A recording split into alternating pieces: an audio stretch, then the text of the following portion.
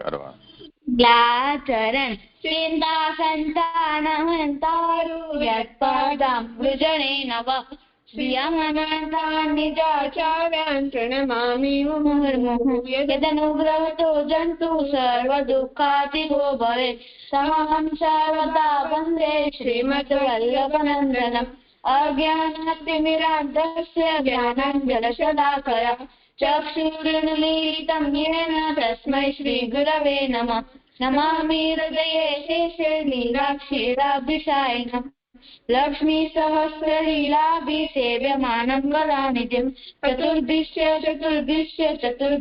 त्रिभिस्तथा सर्गिर्विराजते योऽसौ पञ्चदारदये मम धन्यवाद प्रणाम जे ઋત્વી રૂપમણીનો પેલો પ્રસંગ એકવાર સૂર્યગ્રહણ હતો ત્યારે સૂર્યગ્રહણ પછી ગુસાઈજી ગંગા સ્નાન કરવા ગયા અને તેમને જોયું કે રૂકમણી પર આવ્યા છે. તો એમના સાથે એક વૈષ્ણવ હતા. વૈષ્ણવે કીધું કે કૃષ્ણદાસ પુરુષોત્તમ દાસ ની છોકરી રૂકમણી પર અહીંયા આવી છે. તો પછી ગુસાઈજી જોઈને રૂકમણીને બોલાવ્યું અને કીધું કે તું કેટલા દિવસ પછી ગંગા સ્નાન કરવા આવી. તો પછી રૂકમણીએ કીધું કે હું 25 years પછી ગંગા સ્નાન કરવા આવી. તો પછી ગુસાઈજી બહુ પ્રસન્ન થયા. આમાંથી શીખ મળે છે કે આપણે આપણા ઠાકોરજીને વધારે મુખ્યતઃ દેવી જોઈએ ને આપણે આપણા ગુરુ આપણી કોઈ દી પરીક્ષા લઈ શકે છે. એટલે આપણે સાવધાન રહેવું જોઈએ. આમાંથી શબ્દ છે વૈષ્ણવ એટલે જે વિષ્ણુના અનન્ય ભક્ત હોય ને બીજો શબ્દ છે મંદિર. બીજામાંથી બીજો શબ્દ છે સેવા આચાર્યજીએ ચૂઝ કર્યો છે. જેમ કે મનુષ્ય જલ વાયુ અને ખાવા અને પીવા વગર નથી રહી શકતા, એમ ઠાકોરજીના ભક્ત પણ તેમની સેવા વગર નથી રહી શકતા. અચ્છા, થઈ ગયો. સારું. હવે પ્રણામ જે હા અક્ષિતા, હું કીર્તન કરું. हाँ कीर्तन करो. मेरी बरी रे मटुकिया ले गयो री, मेरी बरी रे मटुकिया ले गयो री, आप गयो री मेरी ले गयो री, बरी रे मटुकिया ले गयो री, आपुन खाट ग्वाल हिखवावत रीति करी मोहे दे गयो री, मेरी भरी रे मटुकिया ले गयो री.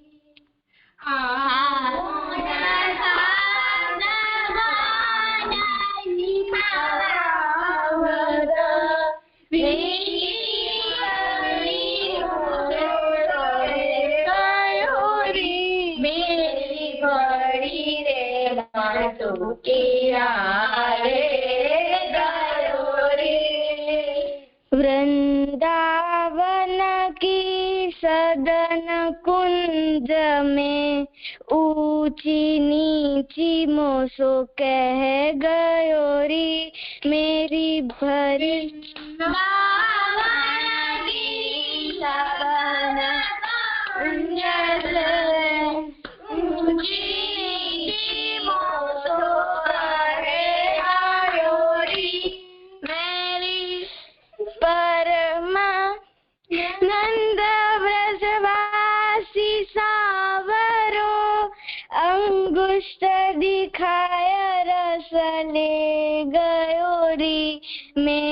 ભરી રે મટુકિયા લે ગયો રી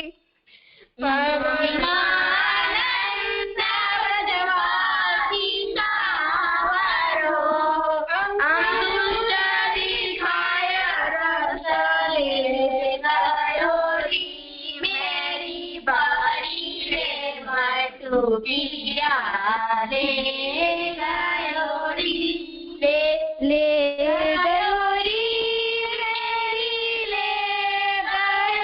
રી મેરી ભરી રે મટુકિયા રે થઈ ગયું? ગયું. સારું સારું કર્યું. હો, ચલો હવે ભક્તિ.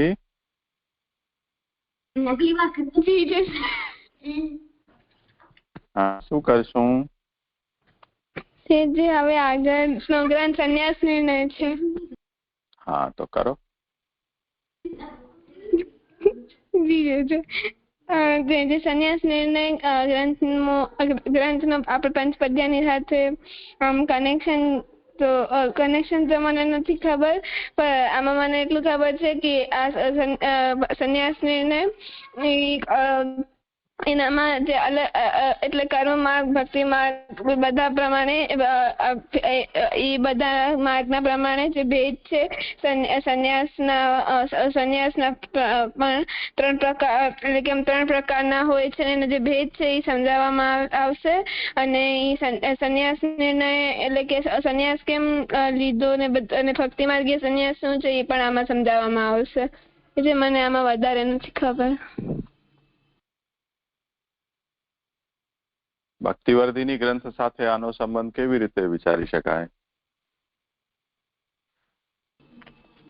જે ભક્તિવર્ધિનીમાં જે પેલો અધિકારી હતો એ એવો હતો કે જે ગ્રહ ત્યાગી હતો, પણ એ દ્રઢ બીજ ભાવ વાળો હતો, તો એને આપણે આમ કનેક્ટ કરી શકાય.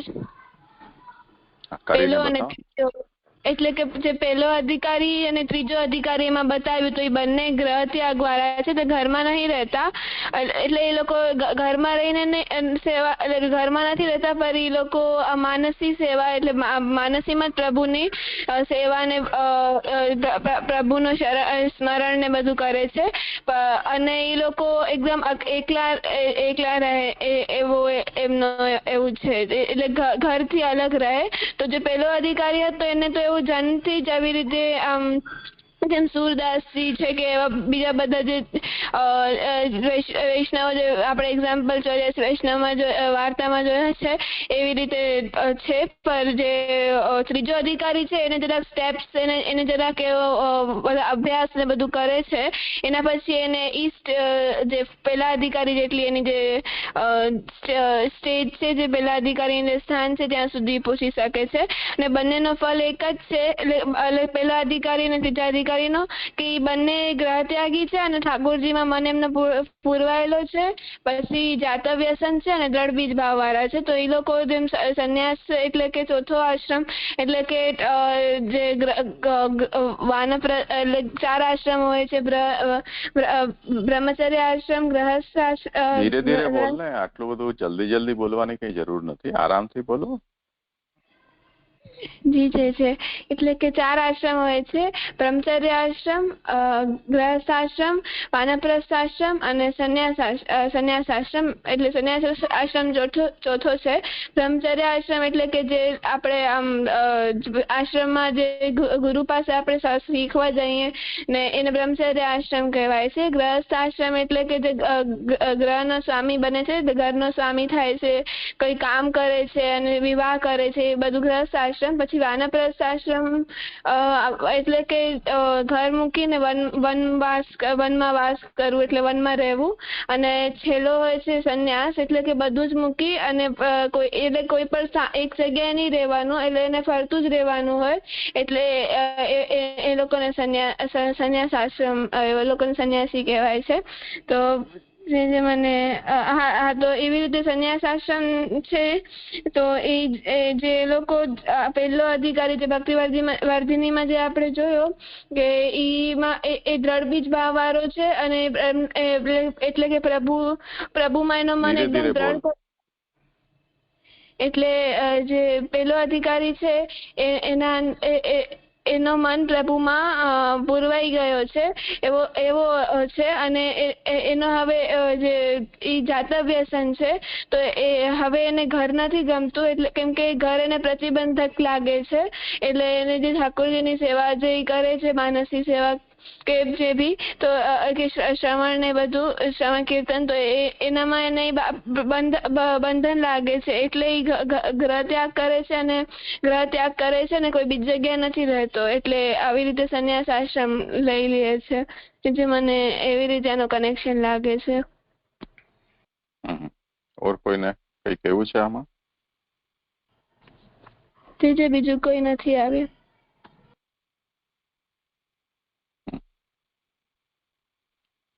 હા તો હવે ધ્યાનથી સમજી લો આને. આ બરોબર છે. જલભેદ અને પંચપદ્યાની ગ્રંથ સંન્યાસ નિર્ણય ગ્રંથ સાથે સીધા જોડાતા નથી. એનો સીધો સંબંધ ભક્તિવર્ધિની સાથે છે, જ્યાં એ વાત કહેવામાં આવી છે કે ભગવદીઓએ સાથે મળીને ભગવાનના શ્રવણ કીર્તન સ્મરણ કરવા તો કોના મુખથી શ્રવણ કરવું અને કોના સામે કીર્તન કરવું, આ પ્રશ્ન ઉભો રહે છે. એટલે એના સમાધાન માટે વક્તાના લક્ષણો જલભેદમાં અને શ્રોતાના લક્ષણો પંચપદ્યાનીમાં શ્રી મહાપ્રભુજીએ વર્ણવ્યા છે. હવે સીધો સંબંધ ભક્તિવર્ધિનીનો સંન્યાસ નિર્ણય ગ્રંથ સાથે છે, જે અત્યારે આપણે વિચાર કર્યો કે ભક્તિવર્ધિની ગ્રંથમાં ભક્તિની વૃદ્ધિ, ફલાત્મિકા વૃદ્ધિનો ઉપાય શ્રી મહાપ્રભુજી બતાવી રહ્યા છે, અને એ બતાવતા જુદી જુદી કક્ષાના ભક્તિ માર્ગીઓનું નિરૂપણ એમાં કર્યું છે. એમાં કઈ કક્ષા ઉપર કોઈ છે તો એને શું કરવું જોઈએ જેથી એના ભાવની વૃદ્ધિ થાય.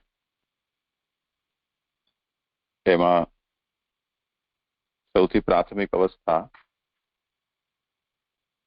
અદ્રઢ બીજ ભાવ વાળો વ્યાવૃત્ત ભક્તિ માર્ગી છે, કે જેના ઘરમાં પ્રભુ સેવા કરવાની અનુકૂળતા નથી, એવો ભાવ, દ્રઢતા, આગ્રહ પણ નથી, પરંતુ ભગવાનનો આશ્રિત છે, એટલે આશ્રય એનો દ્રઢ છે અને એના ભીતર પણ પ્રભુ પ્રત્યે ભક્તિભાવ જાગે એવી એના અભિલાષા છે. તો એવા વ્યક્તિએ જે ઘરમાં પ્રભુ સેવા અને સ્મરણ કરતા હોય એવા ભક્તો એને સંગ કરવો જોઈએ. આ પ્રથમ સાધન બતાવ્યું. અને ત્યાં એ જે ભગવદીયનો સંગ કરે એમાં મુખ્ય રૂપથી ભગવદીય દ્વારા કરાતા ભગવદ ગુણ વર્ણન છે એનું શ્રવણ કરવા, સમજવા માટે, એટલે માર્ગનો સિદ્ધાંત, ભાગવત વગેરે ભગવત શાસ્ત્રો, ભક્તોના ચિત્રો, માર્ગની પ્રણાલિકા, ભક્તિ માર્ગનો આચાર, આ બધી જ વસ્તુઓની સમજ માટે એ પ્રયત્નશીલ રહે.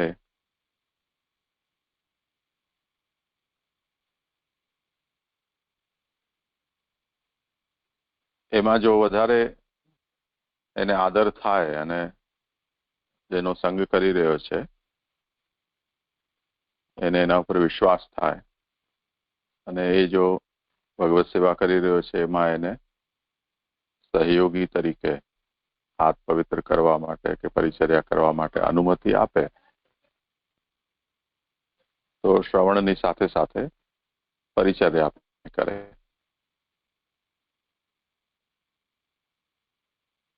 એવું કરતા એક અવસ્થા એ હોય કે એનો ભાવ પ્રબલ થઈ જાય એટલો કે એને ભગવદ વ્યસન સિદ્ધ થઈ જાય, પ્રેમાશક્તિ વ્યસન ક્રમે, અને પછી આગળ જઈને એના એ ભક્તિ માર્ગી ત્યાગ પણ કરે.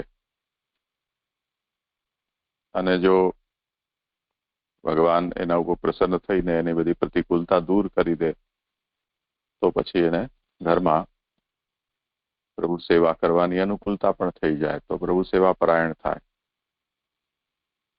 અને તે દ્વારા એનો બીજ ભાવ દ્રઢ થાય અને પછી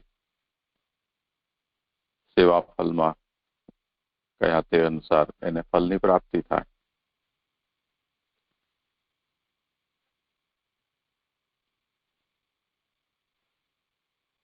તો જે ભગવત સેવા ઘરમાં કરી રહ્યો છે એના માટે તો પછી ત્યાગ પ્રાસંગિક થતો નથી, કેમ કે જેના માટે કે જે પ્રાપ્ત કરવા માટે ત્યાગ કરવો છે એ તો એના પાસે જ છે, તો ત્યાગ કોઈ શા માટે કરે?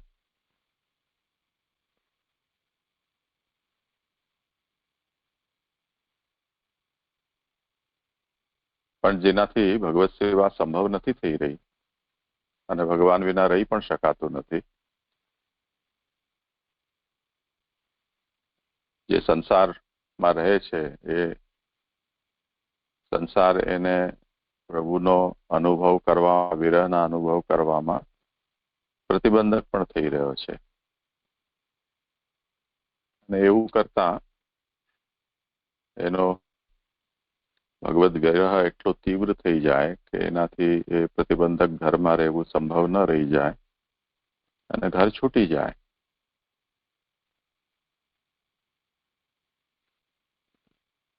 તો પછી તે સ્થિતિમાં એવા ત્યાગીએ, ભક્તિ માર્ગી જે ત્યાગી છે કે જેને ભક્તિ માર્ગી સંન્યાસી કહી શકાય,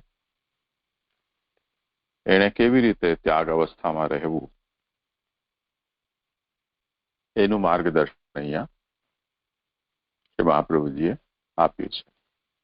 અને જેના મનમાં, જે ભક્તિ માર્ગીના મનમાં ત્યાગ કરવાના વિચારો આવી રહ્યા હોય,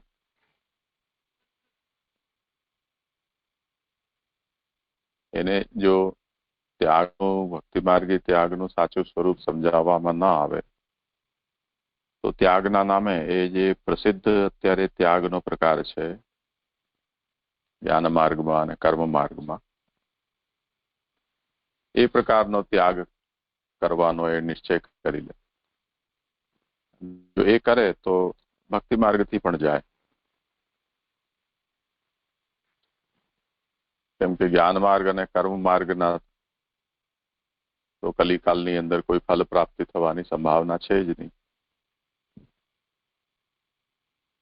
તો એની સિદ્ધિ તો મળવાથી દૂર રહી, ભક્તિ માર્ગથી પણ જાય એટલે ક્યાંય નો ન રહે, એટલે આખરે એને પસ્તાવો જ થાય.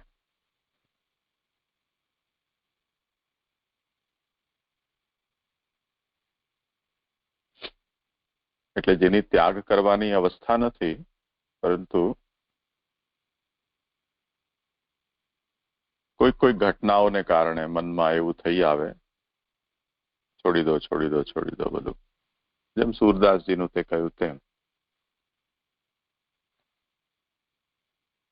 તો સમજ્યા વગરનો ત્યાગ છે.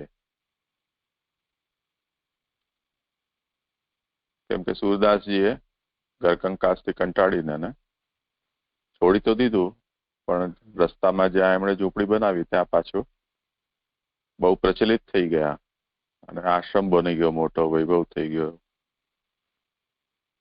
તો એક સંસારમાંથી બીજા સંસારમાં જઈને પડ્યા.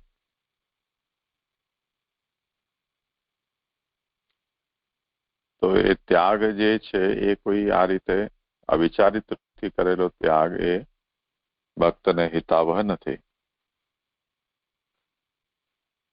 એટલે ત્યાગનું સ્વરૂપ પણ એને સમજવું જોઈએ.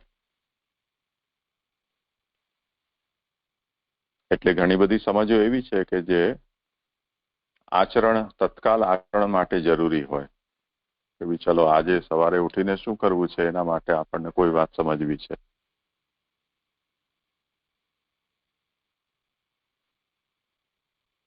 અને કેટલીક સમજો એવી છે કે આપણે વૃદ્ધ થઈશું તે વખતે આપણે શું કરવાનું,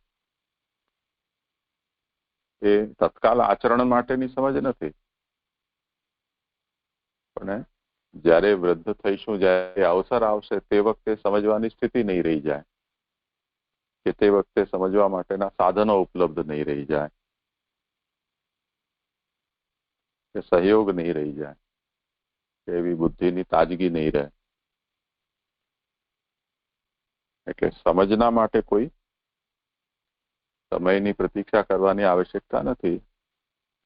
સમજ તો દરેક કક્ષાની, દરેક પરિસ્થિતિ માટેની આપણે પ્રાપ્ત કરેલી હોય તો એ સદા ઉપયોગી થાય છે.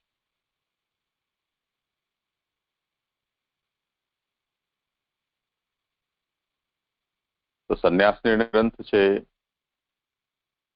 એની આચરણ માટે એ ગ્રંથ કોના માટે ઉપયોગી છે, એટલે એમાં કહેલી વાતનું પાલન કરવા માટે કોણ અધિકારી છે એવું જો કહેવામાં આવે તો જેનો દ્રઢ બીજ ભાવ થઈ ગયો છે, વ્યસન સિદ્ધ થઈ ગયું છે, એવો વ્યક્તિ ભક્તિ માર્ગીય સંન્યાસ લઈ શકે.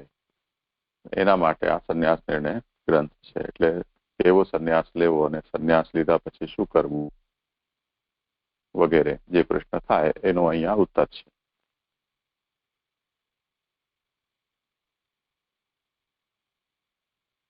તો ભક્તિવર્ધિની ગ્રંથ સાથે આનો આ રીતે સીધો સંબંધ છે. શું સમજાયું? જી મને એવું સમજાયું કે ભક્તિવર્ધિનીમાં જે પ્રભુમાં સ્નેહ આપણે કેમ થાય, કે પ્રભુમાં જે આપણો સ્નેહ કેવી રીતે વધે એમ સમજાવવામાં આવ્યો છે.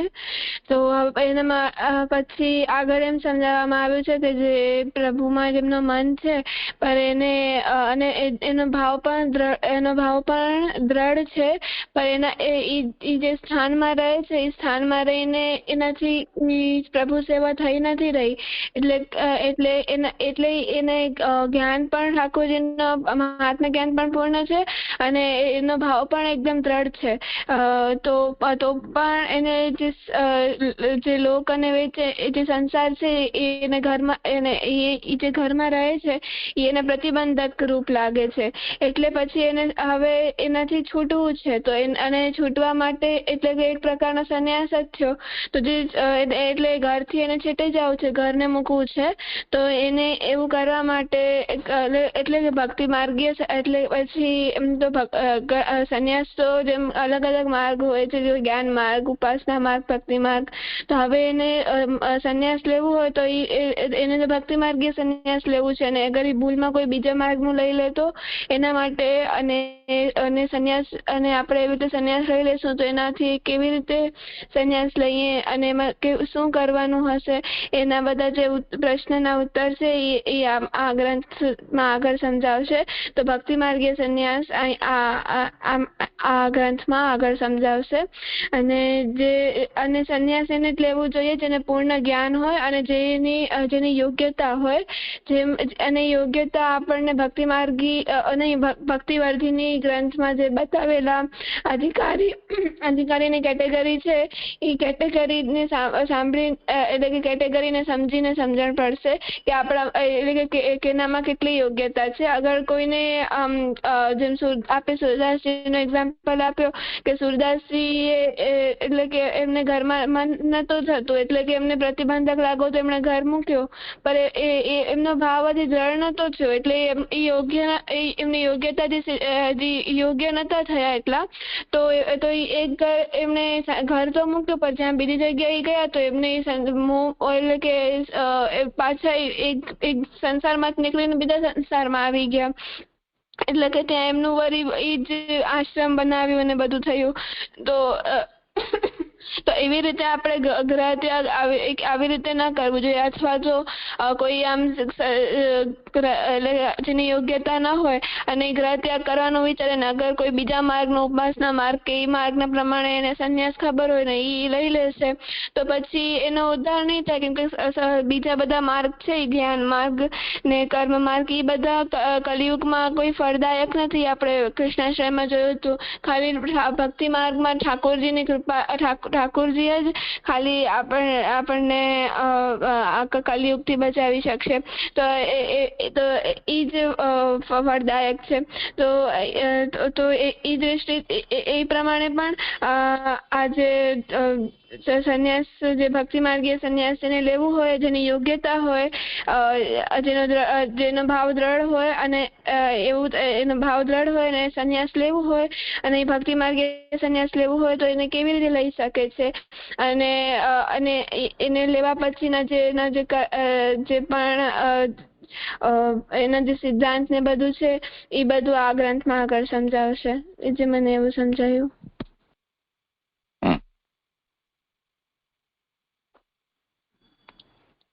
જે આગળ કરું નહીં, હજી જો કોઈ કંઈક એવું છે, કોઈને પૂછવું છે?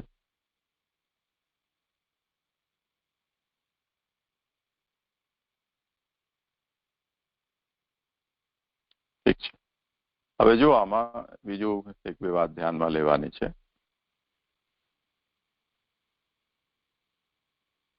સંન્યાસ આ જે શબ્દ છે એમાં ન્યાસ અને સમ ઉપસર્ગ કહેવાય છે, જે ક્રિયાપદના આગળ લાગે ઉપસર્ગ કહેવાય છે, પાછળ લાગે પ્રત્યય હોય.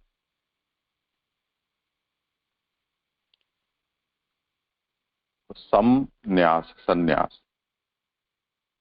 સમનો મતલબ થાય સમ્યક એટલે સરખી રીતે અથવા પૂર્ણપણે,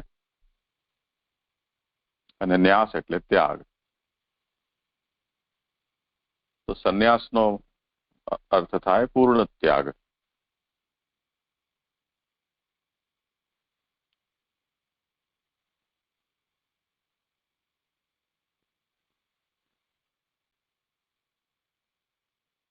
હવે ત્યાગ જે શબ્દ છે એ આપણા વ્યવહારમાં પણ પ્રયોગ થાય છે. જેમ આપણે એમ કહીએ કે એકાદશીના મેં અન્નનો ત્યાગ કર્યો, તો આ એક ત્યાગ થયો. પણ આપણે કહી રહ્યા છીએ કે એકાદશીના ત્યાગ કર્યો, એનો મતલબ બાકીના 14 દિવસ અન્નનો મેં ત્યાગ કર્યો નથી.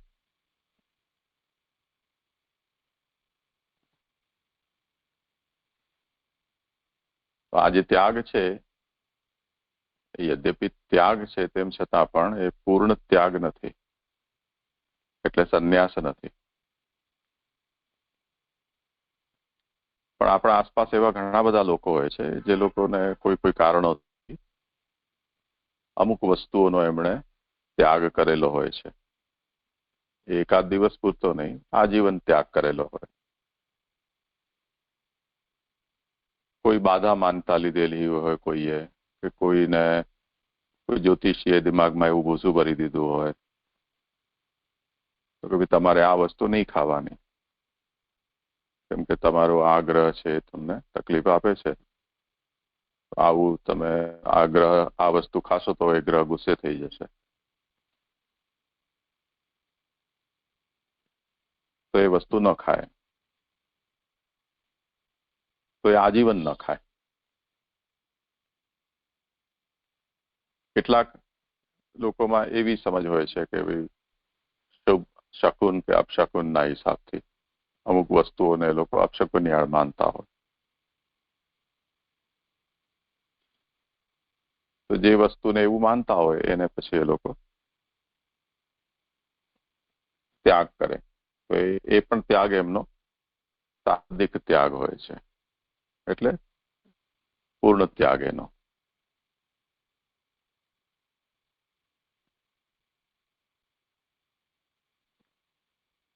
તો જે ત્યાગ અમુક સમય પૂરતો છે કે અમુક માત્રામાં છે, જેમ જૈનોમાં કંદમૂળ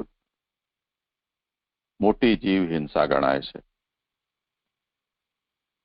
એને કારણે કોઈ વનસ્પતિ જન્ય કોઈ વસ્તુ લેતા હો તો ફળ અને ફૂલ જે એના ઉપર થાય છે એ તમે લો તો એનાથી વૃક્ષનું જીવન સમાપ્ત નથી થતું, કેમ કે આજે નહીં તો કાલે એ ફલ ફૂલ તો આમ પણ ખરી પડવાના છે.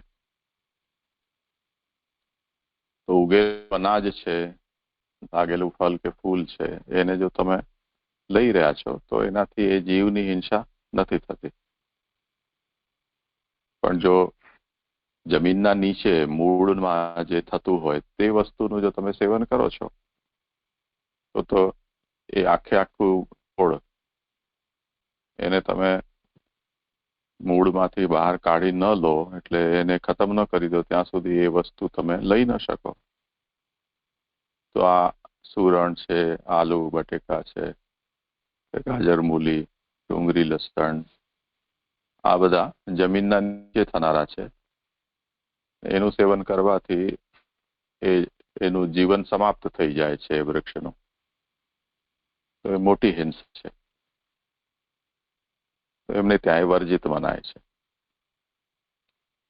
પણ હવે જુઓ કે આપણે બધા જે સમાજમાં રહી રહ્યા છીએ એમાં દરેકની હિંસા અહિંસાના વિષયમાં પોતપોતાની અલગ અલગ સમજ છે, આગ્રહો છે, સિદ્ધાંતો છે. તો જે સમાજમાં એવા લોકો પણ રહે છે કે જે લોકો આ બધી વસ્તુઓનું સેવન કરતા હોય કંદમૂળનું, એના વચ્ચે જૈન સમાજના લોકો પણ રહે છે. એટલે એમને જોઈને ક્યાં સુધી રોકી શકે પોતાની જાતને. એટલે જૈન ધર્મમાં એમની આસ્થા હોવા છતાં પણ એ લોકો એમના મહારાજ સાહેબ પાસે જઈને કંદમૂળ અમુક હદ સુધી ખાવાની છૂટ લઈને આવે કે ભાઈ તમે પૂરો ત્યાગ કર્યો, હજી અમારામાં એટલી દ્રઢતા નથી, તો અમને એટલી છૂટ આપો કે અમે 1 મહિનામાં 5 કિલો બટેકા ખાઈ શકીએ. તો એ 5 કિલોની છૂટ લઈ આવે. એ લોકોને ત્યાં અણુવ્રત કહેવાય છે. અણુવ્રત એટલે નાના નાના વ્રતો, નિયમો, સંકલ્પો. પછી ધીરે ધીરે એને ઓર ટાઈટ કરતા જવાનું. જેમ આ વર્ષે તમે 5 કિલોની, તો આવતા વર્ષે તમે 4.5 કિલોની કરો, એમ કરીને ઘટાડતા જાઓ. એમનો એવો આશય છે. તો ત્યાગ છે કંદમૂળનો, પણ પૂર્ણ ત્યાગ નથી થઈ શકતો. તો આંશિક ત્યાગ તો કરો, ત્યાંથી શરૂઆત કરો, પછી પહોંચાશે પૂર્ણ ત્યાગ સુધી.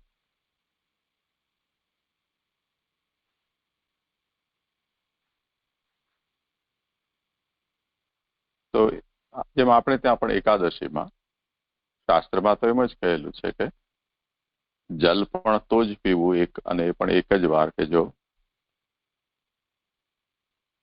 પ્રાણ છૂટી જવા જશે જો નહીં પીએ તો એવું લાગે. તો એકથી વધુ વાર જલ પીવાથી પણ વ્રત ભંગ થઈ જાય છે. હવે એટલું કઠોર વ્રત ન નભતું હોય તો પછી હવે એમાં જેટલું પણ નભતું હોય એનો કોઈ પણ ક્રાઇટેરિયા ફિક્સ કરી દો કે ભાઈ ચલો આપણે ખાલી પ્રવાહી લઈશું,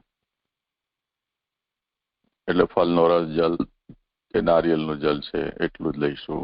તો કોઈ એમ કહે કે નહીં એટલું તો નહીં, થોડું તો જોઈએ બીજું. એટલે ચાય કોફી વગર તો રહેવાય નહીં, તો ચલો ચાય દૂધ કોફી એટલું લઈ શકાય. એક સ્ટેપ ઓર આગળ, તો કે ના ખાલી લિક્વિડ ઉપર તો રહેવાય નહીં, કંઈક તો ઠોસ જોઈએ, તો ચલો ફલ લઈ લો, ફલાહાર લઈ લો. એટલે આ ફલાહાર શબ્દ પડ્યો. ફલાહારનો મતલબ કેલા, જામફળ વગેરે જે ફલ છે તે. પછી એનો અર્થ ફરાળ થઈ ગયો. એમાં તો 56 ભોગ આવી ગયા બધા. હવે જે ત્યાગ ભલે જે પણ છે તે, અન્ન તો ન ખાઓ. તો આ જે ત્યાગ છે એ આ રીતે કોઈક પૂર્ણ ત્યાગ છે, કોઈક અંશતઃ ત્યાગ છે, પણ એને સંન્યાસ નથી કહેવાતો. એમ જેમ આપણે ત્યાગ કરતા હોઈએ, જેને આપણે શબ્દનો પ્રયોગ કરીએ તો ગ્રહ ત્યાગ બોલો. જેમ તમે રોજ સવારે સ્કૂલ જાઓ છો, ગ્રહ ત્યાગ તો કરવો જ પડે છે. પાછા 5-6 કલાકમાં પાછા આવતા રહ્યો છો. કોઈ વખતે તમને સ્કૂલ તરફથી જવાનું થાય 2-3 દિવસ, તો ત્યાં જાઓ તો એ થોડો લાંબા ટાઈમનો ત્યાગ થયો. તો ફરી પાછા ઘરે તો આવો જ છો. કોઈ આપણને પૂછે કે ભાઈ દેખાતા નથી, ક્યાં ગયા? તો ગ્રહ ત્યાગ કરી દીધો છે. અચ્છા, આટલી નાની ઉંમરમાં ગ્રહ ત્યાગ કરી દીધો? તો કે અરે નાની ઉંમરમાં ગ્રહ ત્યાગ એટલે સ્કૂલ ગયા છે, પાછા આવી જશે 1 વાગે.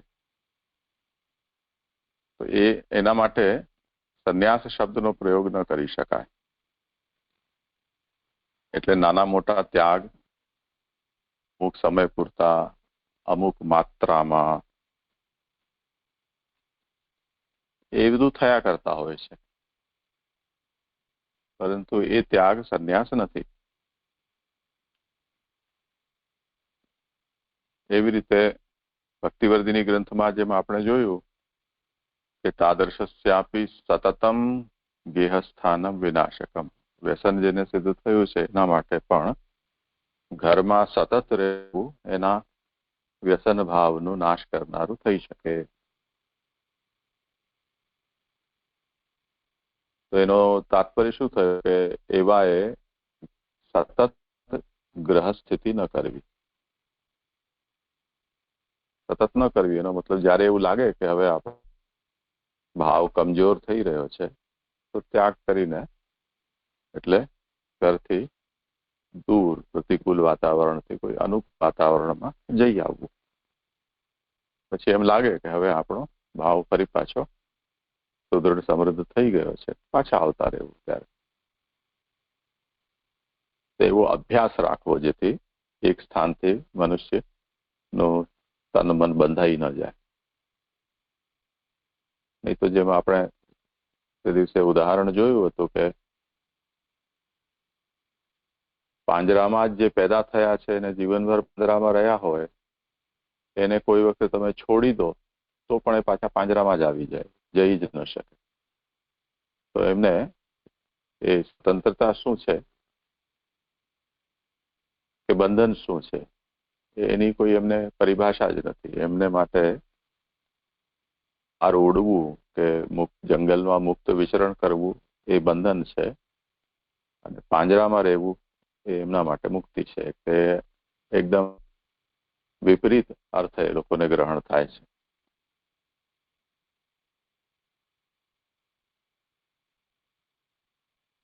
તો આપણે જે સામાન્ય રીતે ઘરમાં રહેવા ટેવાયેલા હોઈએ એમને બહાર જઈએ તો આપણને એમ લાગે કે આપણે જ્યારે ખુલ્લા વાતાવરણમાં આવ્યા. જે લોકો હંમેશા બહાર રખડપટ્ટી કરતા રહેતા હોય એ લોકોને એમ લાગે કે ઘરમાં આવ્યા તો આપણને સુખ ચેન શાંતિ મળે છે. તો એ દરેકની પોતપોતાની સમજ છે, પોતપોતાનો અભ્યાસ છે.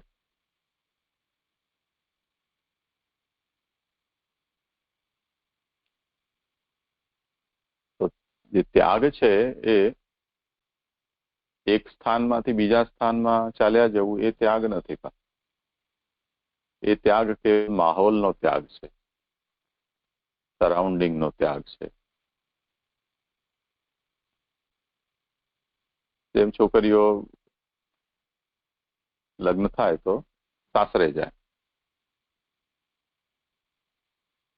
જેમ સ્કૂલમાં જતી હોય એ જઈને આવે એ ત્યાગ એક પ્રકારનો છે. અને એક ઘર મૂકી અને બીજું ઘર, એનું એડ્રેસ બદલાઈ જાય, એની ઓળખ બદલાઈ જાય, સરનેમ બદલી જાય, ગોત્ર બદલાઈ જાય, એ થોડા મોટા લેવલનો ત્યાગ છે. એવી રીતે જે સંન્યાસ છે એ બહુ મોટા લેવલનો ત્યાગ છે. અને એ ત્યાં આ ભારતનો જે કાનૂન છે એ કાનૂન પણ એની વ્યવસ્થા કરે છે. એટલે કોઈ વ્યક્તિ સંન્યાસ લે તો તે વખતે એનું ડેથ સર્ટિફિકેટ બની જાય. ડેથ સર્ટિફિકેટ એટલે માની લો કે જેમ કોઈ વ્યક્તિનું નામ, કોઈ રમેશભાઈ છે, રમેશભાઈએ સંન્યાસ લીધો, સંન્યાસ લઈને એ સદાનંદજી બની ગયા, બીજું નામ એમનું સંન્યાસ આશ્રમનું. તો રમેશભાઈનું ડેથ સર્ટિફિકેટ ઇસ્યુ થઈ જાય એવી સરકારમાં વ્યવસ્થા છે. એટલે હવે રમેશભાઈનું મૃત્યુ થઈ ગયું છે.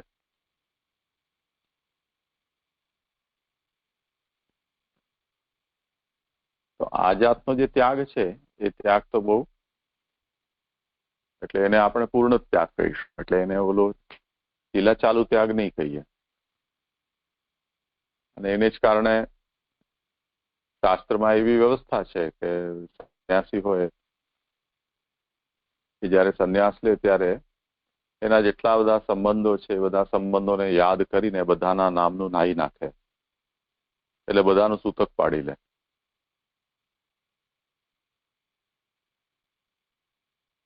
હવે પછી એનો સગા મા બાપ મરી જાય તો પણ એનું સૂતક લાગે નહીં, કેમ કે હવે એ વ્યક્તિ એ રહ્યો જ નથી, હવે બીજી વ્યક્તિ થઈ ગયો છે. તો આ બધું જે છે એ એક વિધિના ભાગ રૂપે કરવામાં આવતું હોય છે, પણ એની મહત્તા એ છે વિધિની કે હવે કોઈ પણ પ્રકારનો સ્નેહ, સગપણ, એની મમતા,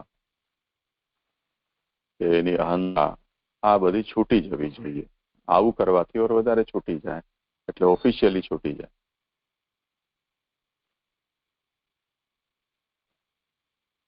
તો એની મમતા ત્યાગ માટે આ બધી વિધિઓ છે. એટલે મનમાં વૈરાગ્ય છે અને આ પ્રકારની જો વિધિપૂર્વક એ વૈરાગ્યનો અમલ કરવામાં આવે તો એ વિધિ એના વૈરાગ્યને દ્રઢ કરવામાં મદદરૂપ બની જાય.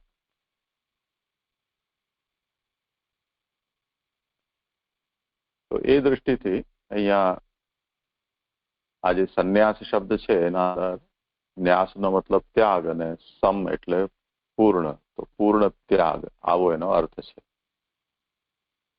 તો એ પૂર્ણતાથી થોડોક પણ ઓછો પ્રકારનો જો કોઈ ત્યાગ છે તો એ ત્યાગ નથી, અથવા એ ત્યાગ એ આ ગ્રંથની સબ્જેક્ટ મેટર નથી, એ સમજવું જોઈએ.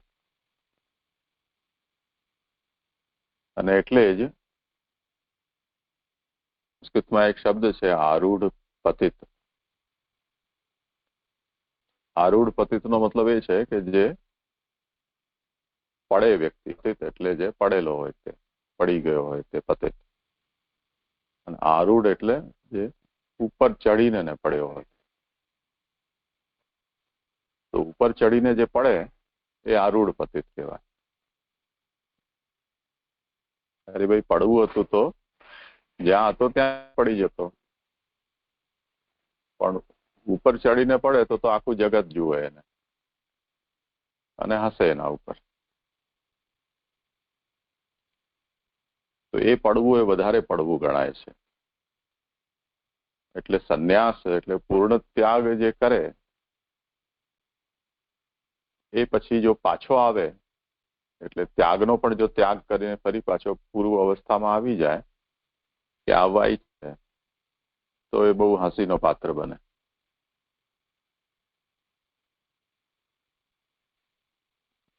એટલે એ પાવાનો વિષય છે.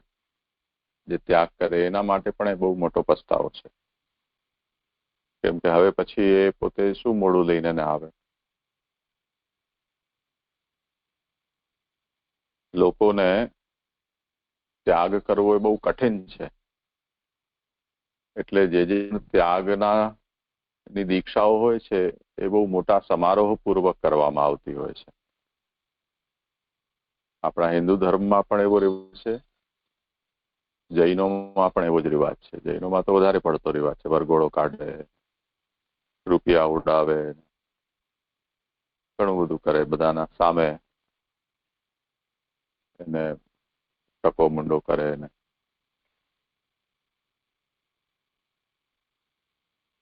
તો હવે જે આટલો મોટો વરઘોડો ગાણે પરણવા નીકળ્યો હોય એ રીતે જેનો વરઘોડો નીકળે અને પછી સંન્યાસ લે, એ જો ફરી પાછો સંસારમાં આવે તો એ તો બહુ હાંસીને પાત્ર થઈ જાય. જે લોકોએ એ સમારોહમાં ભાગ લીધો હોય એ લોકોને પણ એમ થાય કે આપણે સમય બગાડ્યો. એટલે અહીંયા સંન્યાસ એટલે ન્યાસ, પૂર્ણ ત્યાગ. એ પૂર્ણ ત્યાગનો મતલબ કર્મ માર્ગ, જ્ઞાન માર્ગ, ભક્તિ માર્ગમાં જે રીતે પૂર્ણ ત્યાગ કહેવામાં આવ્યો છે તે પ્રકારનો પૂર્ણ ત્યાગ. તો આંશિક ત્યાગ હોય કે અમુક સમય પૂરતો ત્યાગ હોય એને અહીંયા સંન્યાસ કહેવામાં નથી આવતો. એ આ મુખ્ય વાત આમાં સમજવાની છે. અને એટલે જ આ જે ત્યાગ છે એ બહુ ઉત્તમ અવસ્થા ઉપર જે પહોંચેલો હોય એ કરે તો જ નભી શકે. કાચી અવસ્થામાં હોય તો નભી ન શકે. તો આ જે ફલાવસ્થા જેને આપણે કહી શકીએ, જે ભક્તિવર્ધિની ગ્રંથમાં શ્રી મહાપ્રભુજી આજ્ઞા કરી છે કે બીજ ભાવે દડે તુ સ્યાત ત્યાગાત શ્રવણ કીર્તનાથ અથવા તાદૃશ્યાપી સતતમ ગેહસ્થાનમ વિનાશકમ ત્યાગં કૃતયતેદ્યસ્તુ તદર્થાર્થૈક માનસ લભતે સુગતામ ભક્તિમ સર્વતોપ્યધિકામ પરામ. એ ભક્તિ બીજ જ્યાં દ્રઢ થઈ ગયું છે એટલે વ્યસન સિદ્ધ થઈ ગયું છે એ અવસ્થા ઉપર જ એ કર્તવ્ય એ સંન્યાસ ગ્રહણ કરી શકાય, અન્યથા નહીં. એટલે ભક્તિવર્ધિનીમાં એના માટે સાવધાની પણ બતાવી છે અને રેડ લાઇટ પણ કહી છે કે ત્યાગે બાધક ભૂયસ્ત્વમ દુસ્સંસર્ગાત તથાન્નતઃ. દુષ્ટનો સંગ અને અન્ન દોષ. કેમ કે ભિક્ષા માગીને જ નિર્વાહ કરવાનો છે અને અત્યાર સુધી પરિવાર સમાજમાં સાથે રહેલા છે એટલે એ અભ્યાસ આપણો બનેલો છે, કોઈના વગર રહી ન શકાય. ત્યાગ કર્યા પછી જો ફરી પાછો કોઈના સંગમાં સપડાઈ જાવ તો પાછો ત્યાંના ત્યાં આવી ગયો. જ્યાં રહીએ ત્યાં તો ગણ્યા ગાંઠ્યા લોકોનો સંગ થાય. ઘર છોડ્યા પછી કોનો સંગ થશે એનું કઈ ઠેકાણું નહીં. તમે બસ, ટ્રેન, પબ્લિક ટ્રાન્સપોર્ટમાં ક્યાં પણ યાત્રા કરો, તમે ટિકિટ બુક કરો, તમારા આસપાસ કોણ આવશે એના ઉપર તો તમારો કંટ્રોલ નથી ને. તો દુસ્સંગ અને દુષ્ટ અન્ન એ બહુ મોટા દોષ છે.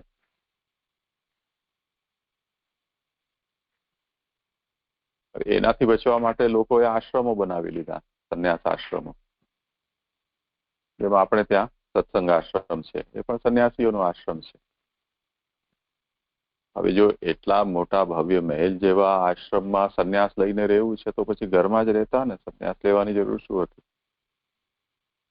તો એ તો સંન્યાસનો એક મજાક છે, અથવા સંન્યાસના નામે એક ભ્રમ પેદા કરીને પાખંડ ઉભું કરેલું છે. એ બહુ વ્યાપક છે. તો વાત એ સમજવાની છે કે એક તો આ સંન્યાસ છે બહુ સિદ્ધ અવસ્થા ઉપર પહોંચ્યો હોય એના એ જ એનો અધિકારી હોય છે, ચાહે કોઈ પણ ક્ષેત્રમાં હોય, કર્મમાં હોય, જ્ઞાનમાં હોય, ચાહે ભક્તિમાં હોય. અને બીજો એ જે ત્યાગ છે એ પૂર્ણ ત્યાગ હોય તો જ એને સંન્યાસ નામ આપી શકાય. એટલે સંન્યાસ એ પારિભાષિક શબ્દ છે.